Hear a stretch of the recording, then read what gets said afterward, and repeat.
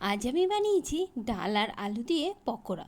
তবে পকোড়া বানানোর জন্য আমি প্রথমেই কিছুটা ডাল আর চাল পেস্ট করে নিলাম। তারপর তার ভিতরে কিছুটা পেঁয়াজ কুচি করে দিয়েছি এবং তার ভিতরে দিলাম সামান্য লবণ আর হলুদ গুঁড়ো আর কিছুটা গোলমরিচের গুঁড়ো। আর তার ভিতরে ছিল জিরের গুঁড়ো, গোলমরিচের গুঁড়ো। এই জিরের গুঁড়ো, গোলমরিচের গুঁড়ো দিয়ে দেওয়ার পর আমি তারপর দিয়ে দিলাম কিছুটা সামান্য পরিমাণে বেসন।